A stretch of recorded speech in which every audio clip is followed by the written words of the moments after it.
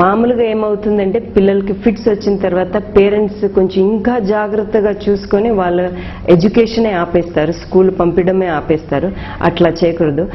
మామూలుగా ఎపిలెప్సీ అంటే చాలా గ్రేట్ మెన్ కు కూడా వచ్చేది. ఒక అనుమానంగా ఇప్పుడు నేను ఒక పోస్టర్ చూపిస్తాను. This is famous people with epilepsy. ఇప్పుడు మీరు దీంట్లో చూడండి, మన ఫేమస్ పీపుల్స్ ఎవరెవరు ఉండేది.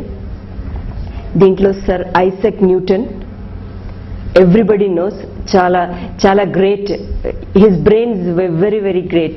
Julius Caesar, Alexander the Great, Napoleon Bonaparte, Charles Dickens. His novels, anta manchi novels schools lo pillalu chadutaru.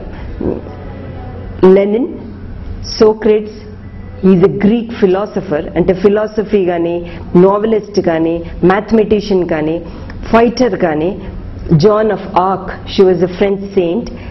John T. Rhodes, and a cricketer gaani. So all fields lo man chustunanu, they became very great with epilepsy. Even with epilepsy they became great. Morche vyadi unte kudi vallu chaala great ayipindi. So education is not a bar.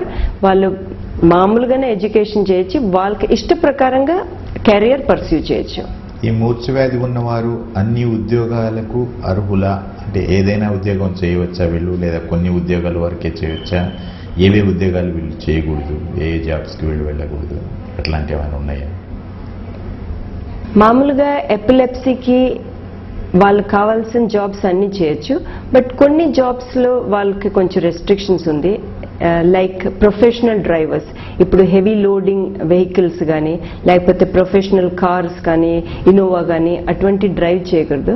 ఎందుకంటే వాళ్ళు మామూలుగా fits ఎంతవరకు తగ్గిపోయినాక in case ఆ టైంలో ఏమైనా fits వచ్చేస్తే ప్రొఫెషనల్గా drive చేస్తున్నాం కాబట్టి ప్యాసింజర్స్ కూడా ఉంటుంది. ఇంకా పైలట్స్, అంత హైట్స్లో ఉండే జాబ్స్లో లైక్ ల్యాంప్ పోస్ట్లో ఉండే జాబ్స్లో అటువంటి జాబ్స్ వాళ్ళు సీక్ చేయకూడదు. మిగతా అన్ని జాబ్స్ వాళ్ళు చేయొచ్చు. ఈ మూర్ఛ వ్యాధి అంటు రోగం మేడం? అంటు రోగం కాదు.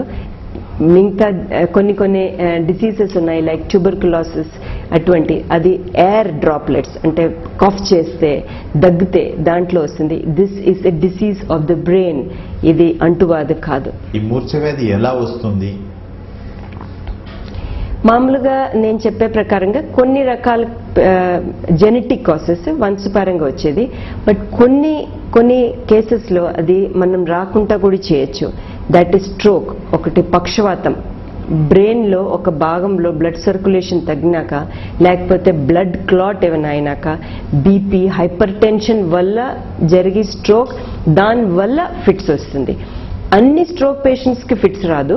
కొన్ని పేషెంట్స్కి అది స్ట్రోక్ వచ్చి అది ఫిట్స్ లాగా వచ్చి అది ఎపిలెప్సీలో కన్వర్ట్ అయిపోతుంది. Second most important head injury.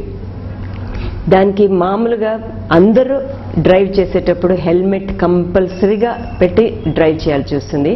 ఎందుకంటే హెడ్ ఇంజరీ జరిగిన తర్వాత closed head injury are open head injury, దాంట్లో కొన్ని పర్సంటేజ్ పేషెంట్స్లో ఏమవుతుంది, బ్రెయిన్లో స్కార్ లాగా అయిపోతుంది.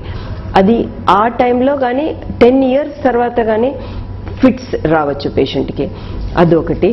ఇంకా second is pregnant ladies compulsory వాళ్ళు గైనకాలజిస్ట్ దగ్గర రూటీన్ రెగ్యులర్ ఫాలోఅప్కి వెళ్లాల్సి వస్తుంది. ఎందుకంటే delivery time, otherwise during pregnancy బేబీకి ఏదైనా బ్రెయిన్లో ఆక్సిజన్ కానీ బ్లడ్ సర్క్యులేషన్ కానీ తగ్గిపోతే డెలివరీ టైంలో ప్రాబ్లం అయితే అది తర్వాత ఎపిలెప్సీలో ఆ బేబీకి కన్వర్ట్ అయిపోయేది. అది మనం జాగ్రత్తగా చూసుకుంటే ఈ అన్ని కన్వర్ట్ చేయొచ్చు. ఇంకా చాలా ఇంపార్టెంట్గా ఉండేది న్యూరోసిస్టిసర్కోసిస్, బద్ధ పురుగులు. ఇది కూడా మనం ప్రివెంట్ చేసే, దట్ ఈస్ రాకుండా